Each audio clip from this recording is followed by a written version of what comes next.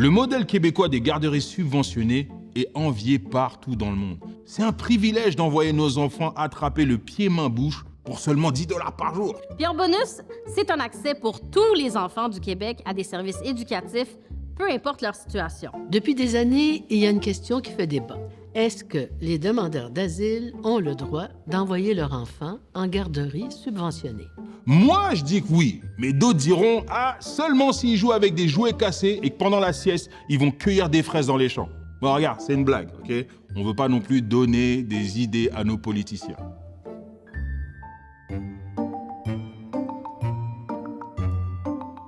Les places subventionnées en garderie doivent inclure les demandeurs d'asile.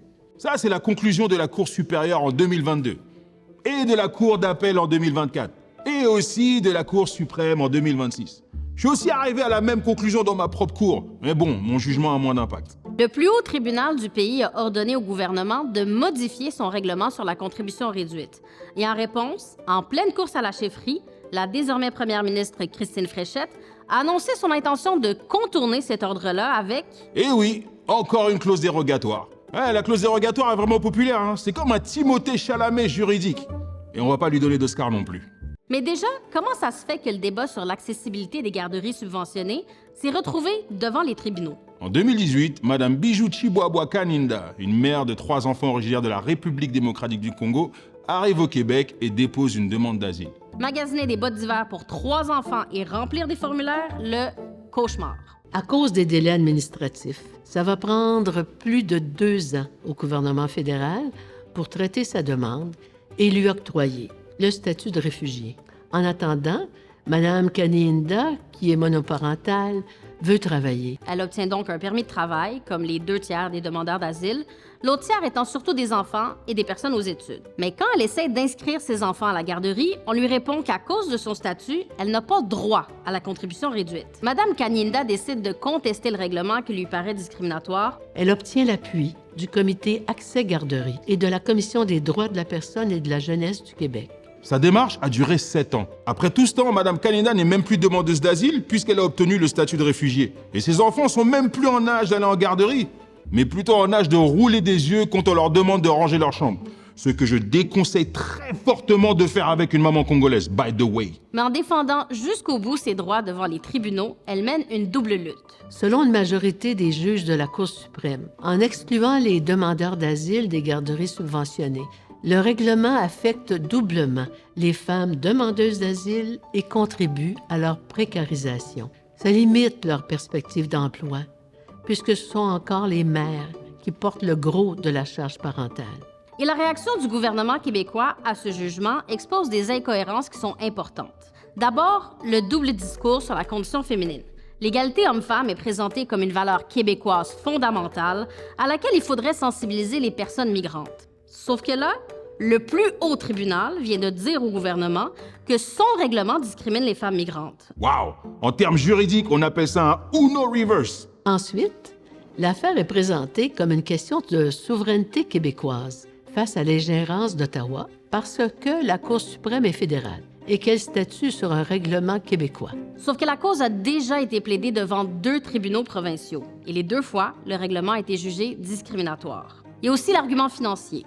Québec reproche à Ottawa de lui imposer les frais liés à l'accueil des demandeurs d'asile, auxquels s'ajoutent maintenant les frais de garderie. Pourtant, en vertu de l'accord Canada-Québec de 1991, la province reçoit un montant annuel pour l'accueil de tous les migrants. Le dernier transfert se chiffre à 867 millions. Ottawa a aussi transféré 750 millions en 2024 pour les coûts liés à l'accueil des demandeurs d'asile et un autre transfert de 10 milliards sur 5 ans qui est en cours pour le financement général des garderies. Ça, c'est 2 milliards par année. 2 milliards par année.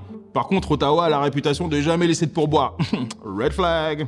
Le débat sur les garderies normalise le recul des droits des demandeurs d'asile qui sont aussi blâmés pour la crise du logement, la congestion des services publics Et le fait que le Canadien n'a pas gagné la Coupe depuis 1993. Demandeur d'asile. Voilà. Le juge en chef de la Cour suprême a d'ailleurs écrit que les demandeurs d'asile sont dépourvus de pouvoir politique, ce qui les rend susceptibles de voir leurs intérêts négligés.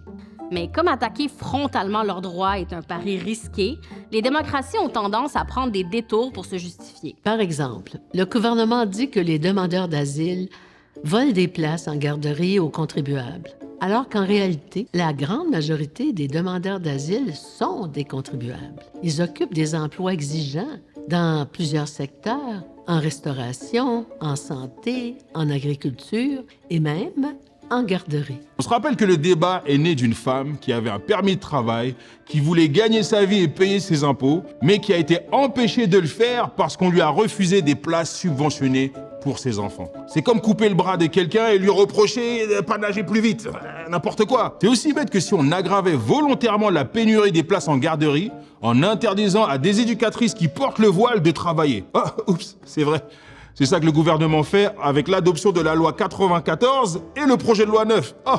Et ça, c'est sans parler de l'abolition du PEC, qui bloque les dossiers d'immigration de centaines d'éducatrices à la petite enfance qui sont déjà qualifiées et déjà résidentes du Québec. Les places en garderie sont insuffisantes depuis plusieurs années, même dans les régions qui reçoivent une très faible proportion de demandeurs d'asile. C'est comme ça qu'est né l'organisme Ma Place au travail, qui défend les parents en attente de nouvelles places partout au Québec. Quand on met les projecteurs sur un groupe qui n'a pas de pouvoir politique, comme les demandeurs d'asile, ça déplace l'attention de l'opinion publique sans régler le problème. En ce moment, le gouvernement du Québec dirige la province comme un petit bum de 6e année qui intimide les plus petits dans la cour d'école. Mais selon le gouvernement, si une mère est tannée d'être sur une liste d'attente, c'est de la faute d'une autre mère qui prend sa place. Ou de la Cour suprême. Ou des jeunes qui finissent leur phrase par « wesh ». C'est vrai, wesh, c'est vrai. Moins de droits pour les uns, ça veut pas dire de meilleurs services pour les autres. L'accès des mères au marché du travail, l'accès des enfants aux services éducatifs, ce sont des choses interreliées qui devraient jamais dépendre du statut social ou migratoire de quelqu'un. Au Québec, on a fait le pari d'une société avec un filet social fort qui favorise l'égalité des chances. Il y a un sérieux danger à adopter une logique d'utilisateur-payeur pour les services publics, en disant que telle personne mérite plus sa place qu'une autre parce qu'elle paye plus d'impôts. Mais si ça continue comme ça, bientôt, on va devoir apporter nos avis de cotisation pour passer plus vite aux urgences. Hein?